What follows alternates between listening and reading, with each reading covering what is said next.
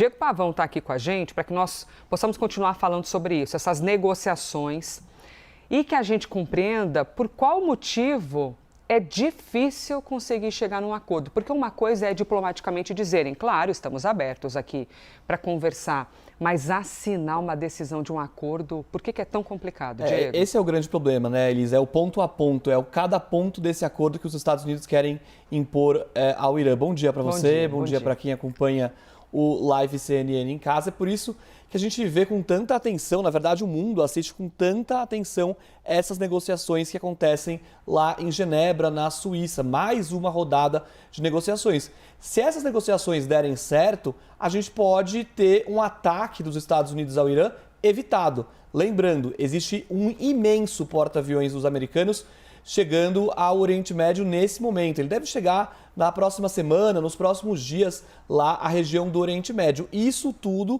claro, eleva muito as tensões na região. A gente preparou uma tela, Elisa. A Priscila Yazbek já adiantou um pouco sobre esses pontos do acordo. Mas a gente preparou uma tela para mostrar o que os Estados Unidos exigem e como o Irã responde a isso. O que eles propõem no lugar disso. E aí a gente vai ver por que é tão difícil chegar a um acordo. Bom, primeiro ponto importante, a Priscila falou um pouco sobre isso. Enriquecimento zero de urânio. Todo mundo sabe, para se chegar a uma bomba nuclear, precisa enriquecer urânio. Para fins pacíficos, como o Irã alega que tem, o enriquecimento do urânio chega a mais ou menos 3, 5%. Para fins pacíficos, geração de energia, pesquisa médica, fins científicos 3, também. 5% da quantidade total que eles têm, Exatamente. Isso? Não, o grau de enriquecimento do urânio. Num nível de 3 a 5%. Exatamente, é o grau de enriquecimento. É como ele é colocado na centrífuga, ele é enriquecido e aí pode chegar a um determinado grau. Então, 3 a 5% é aquele grau para fins pacíficos. O Irã tem um grau de 60%. Para se chegar a uma bomba nuclear, precisa chegar a 90%. O que os especialistas dizem é o seguinte: esse salto de 60% para 90% pode ser dado em questão de semanas. A verdade é que muita gente fala isso há muito tempo. E até agora não existe uma evidência concreta de que se chegou a 90%. Só que isso preocupa muito os Estados Unidos e a comunidade internacional como um todo. Então o que os Estados Unidos falam é o seguinte: olha, é melhor então vocês destruírem as suas centrífugas, que são esses equipamentos, as máquinas que enriquecem o urânio. O Irã diz o seguinte: eu não vou destruir as centrífugas, mas eu vou diluir esse urânio enriquecido. Você pega o urânio enriquecido, mistura o urânio natural e isso empobrece o urânio, abaixando o grau dele. Por que o Irã escolhe fazer isso? Porque é reversível. Você pode diluir, mas depois você pode enriquecer de novo. Você pode enriquecer de novo depois de diluir. Então o Irã sabe que se essas conversas, se esse acordo com os Estados Unidos não der certo, ele pode simplesmente voltar a enriquecer o urânio e fica tudo por isso mesmo. Os Estados Unidos pedem uma solução mais irreversível, que é justamente destruir a máquina que enriquece o urânio. E aí a gente vai para o ponto de maior desacordo, que é a restrição ao míssil balístico. Não adianta nada ter uma bomba nuclear se você não tem como detoná-la. É o míssil balístico. Os Estados Unidos se opõem ao Irã terem um míssil que pode sair de Teherã e atingir, por exemplo, Nova York, carregando uma ogiva nuclear. O Irã diz o seguinte: o nosso arsenal é inegociável, ele não pode entrar nessa mesa de negociação sobre o acordo nuclear.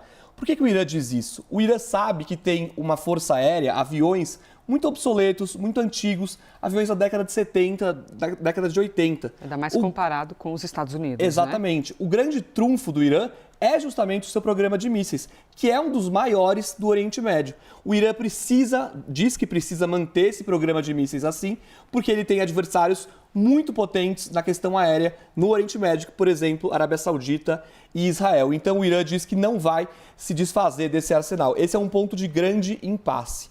E aí, nesse ponto aqui, a gente tem as sanções econômicas. Os Estados Unidos querem manter essa sanção econômica. O Irã quer se livrar dessas sanções, porque essas sanções sufocam a economia do Irã e fazem a população protestar muito contra o governo, e são protestos que o Irã vê até como uma ameaça ao próprio regime do Ayatollah. Os Estados Unidos dizem o seguinte: a gente vai manter a sanção, a gente só vai aliviar a sanção se o Irã der algum sinal de que concorda com o acordo. E aí, o Irã diz o contrário: a gente quer o fim imediato das sanções para aí a gente tomar alguma decisão de dar um sinal de que a gente concorde com esse acordo. Ou seja, um grande impasse. E aí, por último, a gente chega nas inspeções. Elisa, não adianta nada o Irã falar que vai concordar, que vai cumprir obrigações do acordo, se não existe um meio para provar isso. Provar isso é por meio de inspeções. O Irã precisa conceder acesso total, segundo os Estados Unidos, para os inspetores da ONU verem se o Irã de fato não está desenvolvendo uma bomba nuclear.